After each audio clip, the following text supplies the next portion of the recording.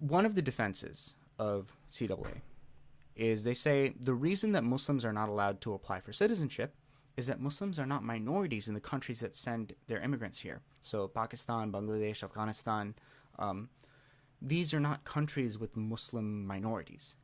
And so because they're not a religious minority, they're not at risk of religious persecution. So why should we accept them? We're not meant to, there was some sage or guru who basically said, we're not supposed to accept immigrants. We are a nation with borders, and we should have our sovereignty. We can't just accept everyone in. The only reason we would accept someone in is if they were at risk of persecution. And since Muslims are religious majorities in their countries, they're not at risk of religious persecution. And that is the most compelling argument. That I have heard in favor of CAA. Which, to be fair, is kind of like saying that's the best smelling turd I've ever seen. The problem with this argument is that it very expertly but very dishonestly conflates religious persecution with all forms of persecution. Religious persecution is not the only form of persecution. And a huge portion of persecution on the basis of social identity happens within a religious tribe. And that is so important.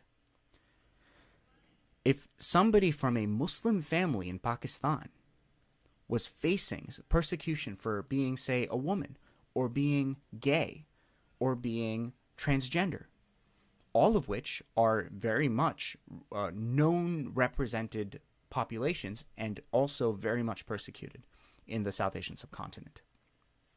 If one of those people fled their family because they were afraid of getting killed, they were afraid of being, castrated or there's mutilated or anything, any number of things. If they came from a Muslim family, I'm not saying Muslim families are the only ones that perpetrate this. I come from a culture of forced arranged marriage where an old guy looks at the stars and determines when the man and wife are going to consummate their marriage.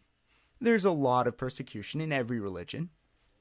But if you were coming from a Muslim family facing persecution, which, by the way, Hindus and Americans love to moralize against and grandstand against when they're trying to talk about how bad Muslims are, but then when it actually comes to protecting people from persecution from Muslim families, they say, no, not in my backyard. Of course, they don't want you to know that. They want you to think that their argument is tight, but there's a massive hole in it, is that they're conflating religious persecution with all persecution.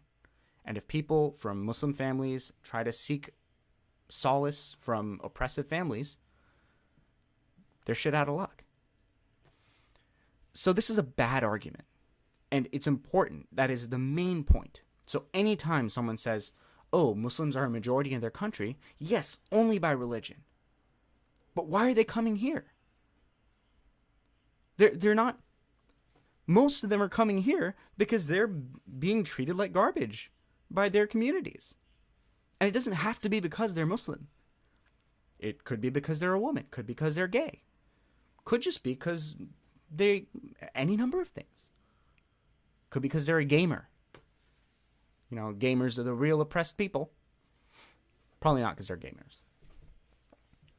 So yeah, anytime a dishonest argument about CAA being about Muslim majority, bring that up. Just say, why is religious persecution the only persecution you can think of?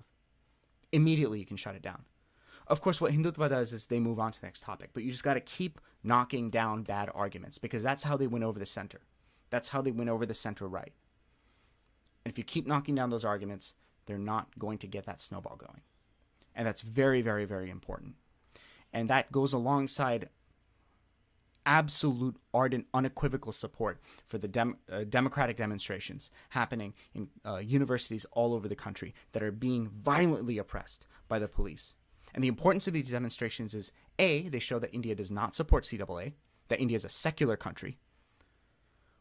But B, it also exposes the Hindu fascist police state for what it is. It is anti-democratic, it is anti-secular, and it will use the military to beat, kidnap, and kill its own people in order to protect itself from dissent.